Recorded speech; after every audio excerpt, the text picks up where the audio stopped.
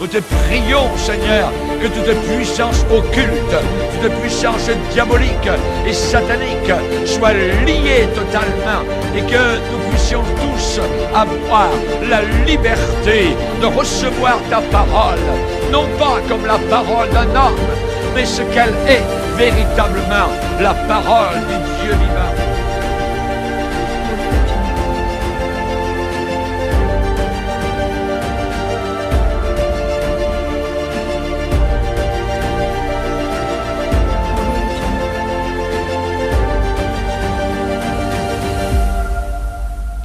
Seigneur, qu'il est bon d'avoir la paix avec toi, qu'il est bon d'être en paix avec toi, qu'il est bon d'être réconcilié avec toi. Ce n'est plus une histoire de nos efforts personnels pour gagner tes faveurs. Au contraire, c'est toi, Seigneur, qui nous aide. Chers amis, que la grâce et la paix vous accompagnent. C'est toujours pour nous un immense plaisir, n'est-ce pas, lorsque nous avons à partager avec vous la parole de Dieu. Vous-même, vous savez que la parole de Dieu est toujours excitante car elle redonne vie à notre être et elle nous fait tellement de bien. Merci déjà pour vos encouragements et merci également pour vos prières car nous pouvons véritablement ressentir que nous sommes portés par les prières de plusieurs d'entre vous. En tout cas, merci de la part de toute l'équipe. Aujourd'hui encore, j'aimerais nous conduire au travers de la parole de Dieu, car le Seigneur m'a mis à cœur de partager avec vous sur un thème dont le titre est « Manifeste le don que Dieu a mis en toi ». Manifeste le don que Dieu a mis en toi.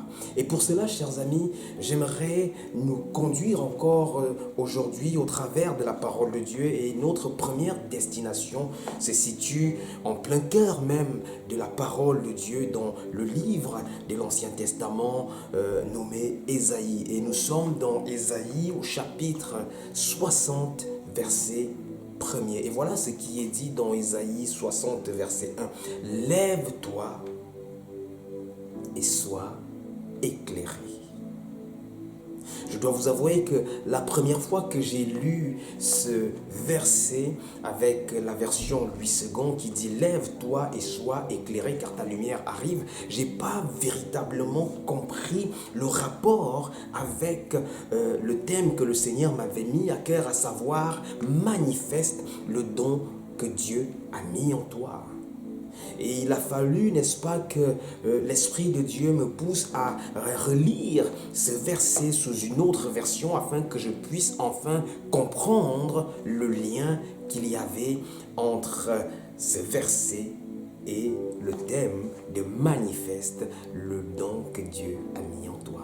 Et cette version dont j'aimerais partager avec vous, c'est la version Nouvelle Bible Second. Écoutez ce qu'elle dit en Nouvelle Bible Second. Voilà ce qui est dit.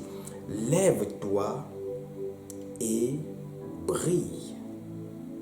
Lève-toi et brille.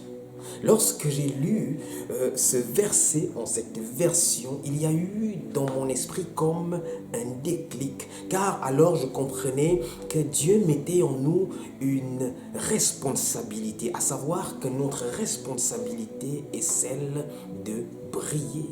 Nous sommes appelés à briller. Dieu a mis des dons en nous. Il a mis des choses, des rêves, des talents en nous. Et pour cela, il nous demande de nous lever et de briller. Rappelez-vous, dans les béatitudes, alors que Jésus se trouve sur la montagne, il va tenir tout un discours et nous sommes dans Matthieu au chapitre 5 et au verset 14, Jésus dira ainsi à ses disciples, « Vous êtes la lumière du monde ». Nous sommes la lumière du monde, chers amis. Et parce que nous sommes la lumière du monde, nous sommes appelés à manifester cette lumière. Nous sommes appelés à éclairer le monde qui, lui, pour l'instant, est encore dans les ténèbres. Vous êtes la lumière du monde. Une ville située sur une montagne peut être cachée. Au verset 15, Jésus continue et il dit, on n'allume pas une lampe pour la mettre sous un boisseau, mais bien au contraire, on la met sur un chandelier afin qu'elle éclaire tous ceux qui sont dans la maison. Mon frère, ma sœur, manifeste le don que Dieu a mis en toi. Laisse le don que Dieu a mis en toi briller, exceller. Laisse le don que Dieu a mis en toi se manifester, car tel est le commandement que Dieu te donne aujourd'hui. Manifeste le don qu'il a mis en toi. Lève-toi et brille. Au verset 16, Jésus continue et il dit que votre lumière luise ainsi devant les hommes, afin qu'ils voient vos bonnes œuvres et qu'ils glorifient votre Père qui est dans les cieux. Que votre lumière brille ainsi devant les hommes, afin qu'ils voient, n'est-ce pas, vos bonnes œuvres et glorifient ainsi votre Père qui est dans les cieux. Dieu s'attend à ce que nous puissions mettre en œuvre, mettre en exécution les différents talents et les différents dons que nous avons reçus de lui. Dieu s'attend à ce que nous puissions être une bénédiction pour le monde au travers des dons qu'il a mis en nous. Encore une fois, mon frère, ma sœur, je te tiens ce commandement. Lève-toi et brille. N'enterre pas le don que Dieu a mis en toi. Ne cache pas le don que Dieu a mis en toi. Eh bien, il y aura peut-être quelqu'un qui dira, moi, je ne sais pas si j'ai reçu quelque chose. Laisse-moi te dire que nous avons tous reçu de sa plénitude et grâce sur grâce. Ça, c'est l'évangile de Jean qui dit ainsi. Et dans l'épître de Pierre, il est dit que chacun mette à la disposition des autres le don qu'il a reçu de Dieu. Nous avons tous reçu quelque chose de Dieu. Nous avons tous reçu une semence de Dieu en nous. Peut-être c'est un rêve que Dieu a mis dans ton cœur. Peut-être c'est un projet qu'il a planté en toi. Peut-être ce sont des talents qu'il a mis en toi. Ce sont des choses dont il te demande de faire. Et tu sais que le Seigneur te demande depuis des années de te lever et de commencer tes œuvres. Mais il y a comme quelque chose en toi qui t'empêche de te lever et de briller. Quelque chose qui t'empêche de te lever et de manifester le don que Dieu a mis en toi. Chers amis, aujourd'hui, j'aimerais non pas nous parler sur comment briller, car tel n'est pas le message que j'ai reçu, mais j'aimerais nous interpeller sur les causes qui font en sorte que nous, le peuple de Dieu, ou encore certains d'entre nous, ne manifestent pas les dons que Dieu a mis en eux. Quelles sont donc les causes qui font en sorte que nous ne manifestions pas les dons que Dieu a plantés en nous? Chers amis, parmi ces causes, j'en ai trouvé quelques-unes dont j'aimerais partager assez brièvement avec vous. La première cause qui fait en sorte que nous ne manifestions pas le don que Dieu a mis en nous, eh bien, c'est la peur. La peur est la première cause qui emprisonne, qui captive, qui renferme les enfants de Dieu et les empêche de manifester la gloire de Dieu. La peur. La peur. Alors, la peur de quoi? Cette cause peut avoir plusieurs branches. Peut-être certains d'entre vous ont peur de manifester le don que Dieu a mis en eux tout simplement parce qu'ils ont peur de ce que vont penser les autres.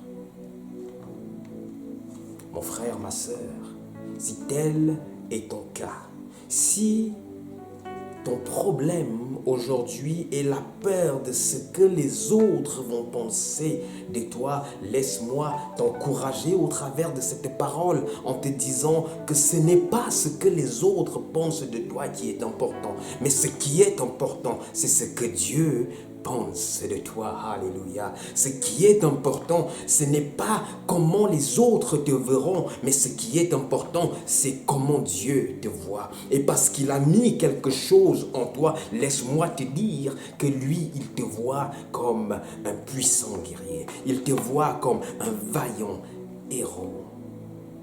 La peur de ce que vont penser les autres de nous peut être une cause qui nous empêche d'entrer dans la gloire de Dieu. Peut-être une cause qui nous empêche de manifester ce que Dieu a planté entre nous. Au-delà de la peur de ce que vont penser les autres, l'on peut également voir qu'il y a la peur de l'inconnu, la peur de l'échec, la peur même de se lancer.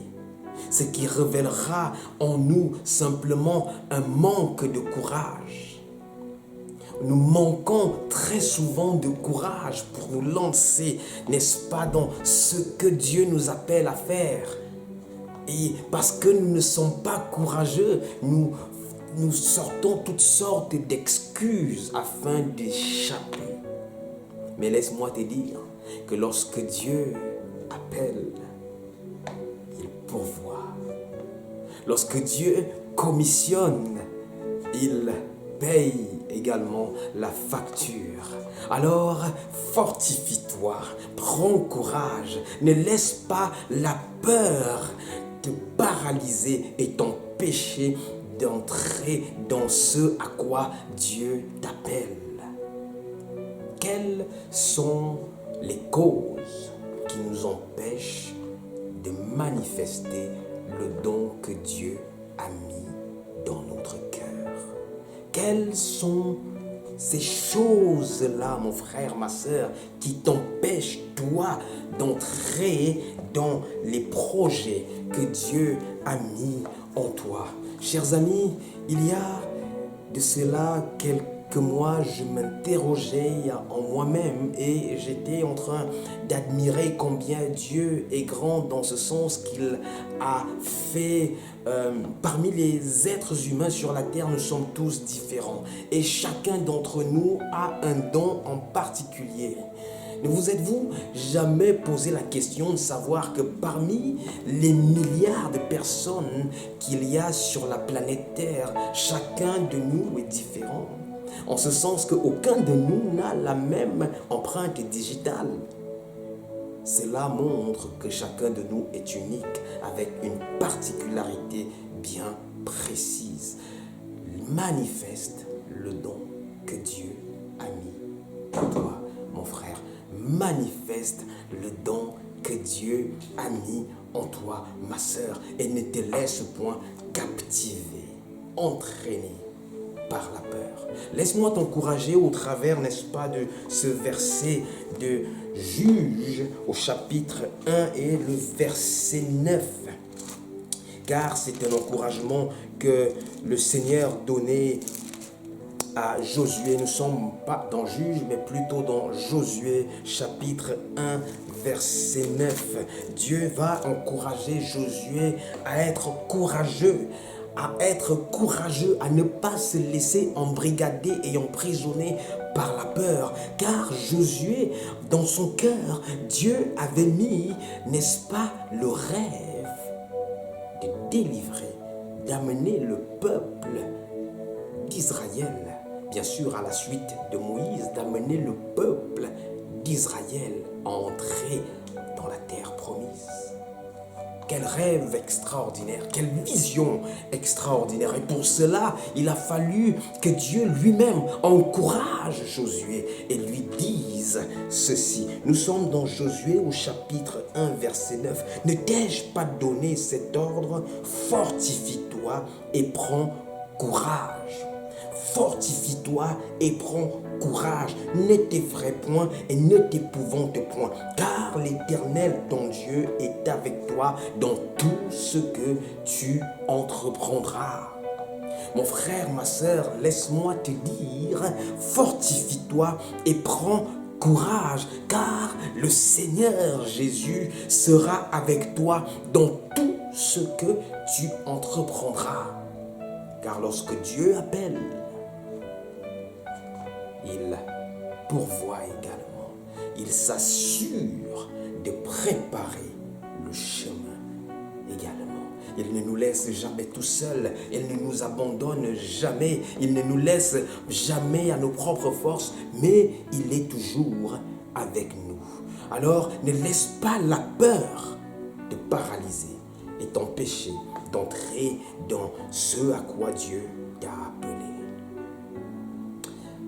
La deuxième cause que j'aimerais voir avec vous est celle-ci, la timidité.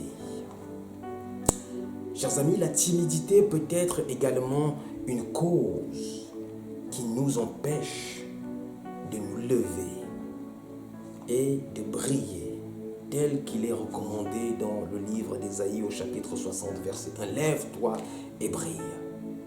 Par timidité, nous avons tendance à dire non, je ne sais pas parler. Je ne sais pas me placer devant les gens. Seigneur, comment voudrais-tu que moi je puisse faire telle chose? Je suis timide. Mon frère, ma sœur, laisse-moi te dire que bien avant toi, il y en a eu qui étaient timides. Bien avant toi, il y en a eu qui ont cherché à esquiver l'appel de Dieu sur leur vie. Bien avant toi, il y en a eu des gens qui ont cherché à fuir, à enterrer le don que Dieu avait mis en eux et ne pas le manifester à cause de la timidité. À Moïse, Dieu dira, ton frère Aaron ira avec toi. Toi, tu seras pour lui comme un Dieu, et lui, il sera pour toi comme ton prophète. Mais tu dois aller délivrer les enfants d'Israël en Égypte. Il y a également un autre jeune homme qui était rempli de talents, rempli de dons, mais cependant paralysé par la timidité. Et ce jeune homme n'est autre que Timothée. J'aimerais voir avec vous l'encouragement que Paul adressera à Timothée afin de l'encourager à sortir de la timidité en lui révélant la réelle ou alors sa réelle identité. Car oui, nous avons une réelle identité en Christ. Ne laisse pas la timidité te faire croire que tu es un moins que rien et que tu ne vaux rien et que tu n'y arriveras jamais. Oh mon frère, ma sœur, ne laisse pas ce mensonge te paralyser. J'aimerais juste te rappeler ceci. La Bible dit que si quelqu'un est en Christ, il est une nouvelle création tout entière. Les choses anciennes sont passées, voici toutes choses sont devenues nouvelles. Peut-être au début tu étais timide, mais maintenant que tu es en Christ, laisse-moi te dire que tu n'es pas timide. Laisse-moi te dire que tu as une nouvelle identité en Jésus, car les choses anciennes sont passées. Timothée était timide, cependant rempli de dons, rempli de talents. Il avait un appel extraordinaire sur sa vie. Il y avait des visions en lui, des projets que Dieu avait remplis dans son cœur. Mais cependant, Timothée avait du mal à décoller à cause de ces différentes causes dont je suis en train de partager avec vous. Et entre autres, la timidité était l'une d'elles. Et voilà ce que Paul dira à Timothée. Nous sommes dans la deuxième épître de Timothée au chapitre 1 et au verset 7. Paul dira ceci, car ce n'est pas un esprit de timidité que Dieu nous a donné, mais plutôt un esprit de force, d'amour et de sagesse. Alléluia. Nous avons reçu un esprit de force, un esprit d'amour, un esprit de sagesse, un esprit de force pour pouvoir faire face à toute adversité, un esprit d'amour afin de pouvoir relever ceux qui sont tombés, afin de pouvoir manifester la compassion de Dieu envers ceux qui sont perdus, et un esprit de sagesse afin de mieux se comporter en ces temps difficiles dans ce monde qui ne fait qu'aller en perdition, en perdition.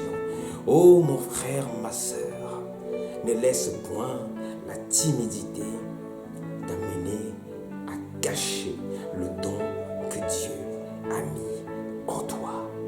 Lève-toi et brille. Lève-toi et resplendis, car tu es la lumière du monde.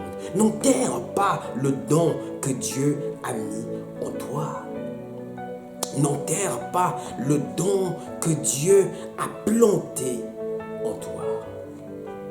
Chers amis, très souvent il m'est arrivé de me questionner sur les dons que Dieu mettait en moi. Et un jour, j'ai dit ceci au Seigneur, mais Seigneur, pourquoi moi? Si aujourd'hui, à cause de mes faiblesses, de mes manquements, de ma peur, je me mets à enterrer ce don, Seigneur, certainement tu devras trouver quelqu'un d'autre.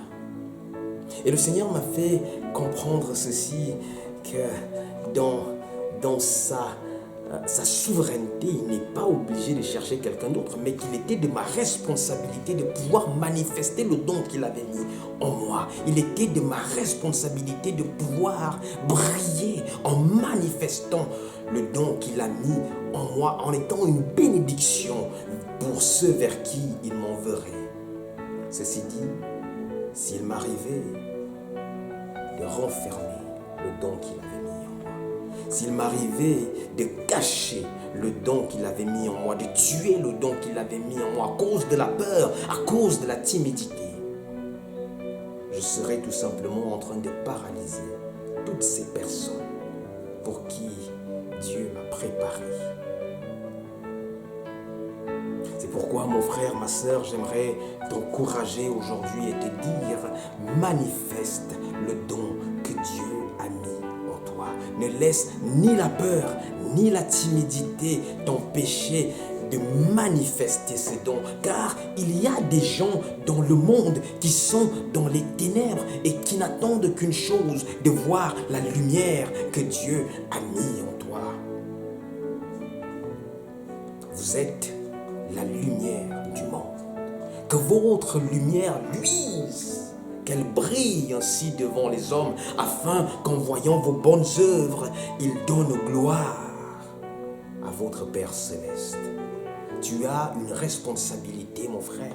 Tu as une responsabilité, ma sœur, celle de manifester le don que Dieu a mis en toi.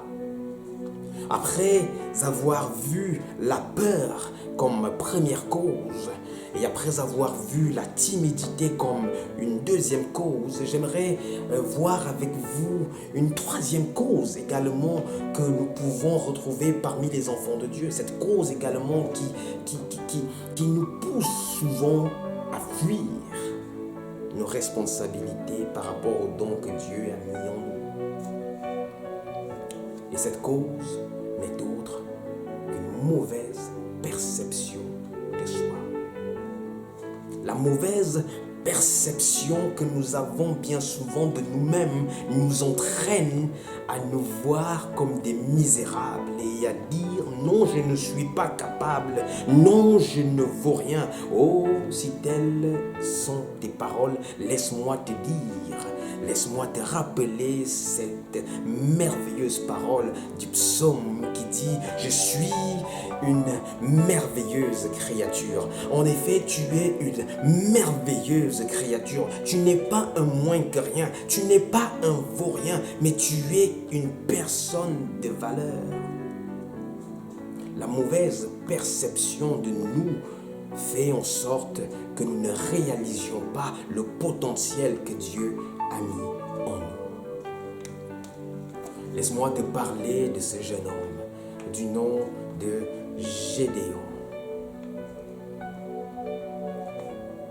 qui lui aussi ne se voyait pas comme un valeureux combattant, qui lui aussi ne se voyait pas comme un valeureux guerrier. La Bible dit, parlant de lui, qu'il était en train de battre du froment afin de le cacher pour que Madian ne puisse pas venir le récupérer et le détruire. Et alors que Gédéon était en train de battre du froment, voilà que l'ange de l'Éternel va lui apparaître et va lui transmettre cette salutation dont j'aimerais que tu prêtes attention. L'ange de l'Éternel va s'adresser à Gédéon. Gédéon le peureux, Gédéon le faible, Gédéon, n'est-ce pas, qui cachait, qui fuyait en fait les Madianites. Gédéon qui se voyait comme le misérable, le plus petit de la tribu. Et l'ange de l'Éternel va lui adresser cette salutation particulière. L'Éternel est avec toi, vaillant héros. L'Éternel est avec toi, vaillant héros. Chers amis, combien de fois l'image que nous avons de nous-mêmes diffère de l'image que Dieu a de nous. Très souvent, nous nous voyons comme des misérables. Très souvent, nous nous voyons comme des personnes incapables.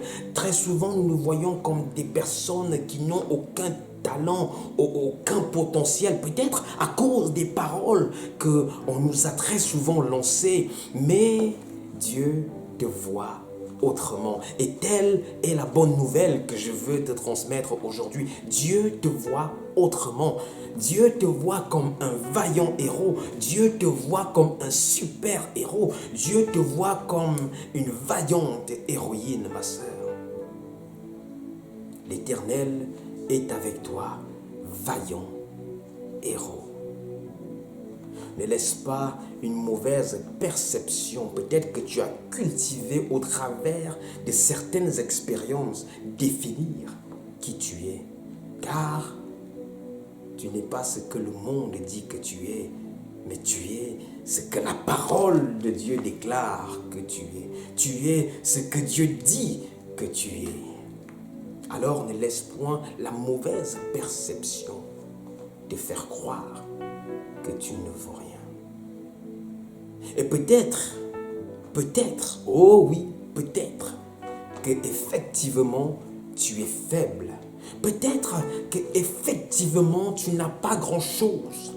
Peut-être que effectivement tu n'as pas fait de grandes études. Tu n'es pas allé dans de grandes écoles. Tu n'es pas né dans une grande famille. Tu n'as pas de grands moyens. Laisse-moi te dire que toutes ces choses en réalité te qualifient.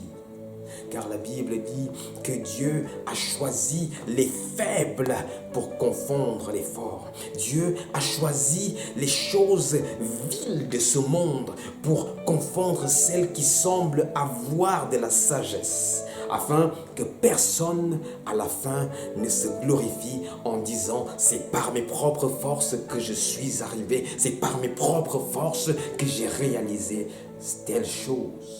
Non, ce que Dieu veut, c'est que toute la gloire lui revienne.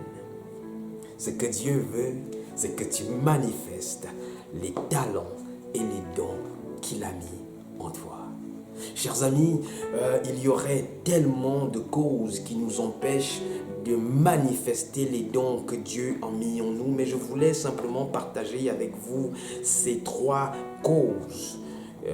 Afin, n'est-ce pas, de nous édifier et afin de pousser certains d'entre vous à se lever et entrer dans l'appel que Dieu a pour eux. Dieu t'appelle à être une bénédiction pour ta famille. Dieu t'appelle à être une lumière pour tous ceux vers qui il souhaite t'envoyer. Alors, mon frère, ma sœur, sois encouragé. Prends courage. Ne t'épouvante point et ne t'effraie point. Car l'Éternel, notre Dieu, le Seigneur de gloire, Jésus, sera avec toi dans tout ce que tu entreprendras. présence de Dieu.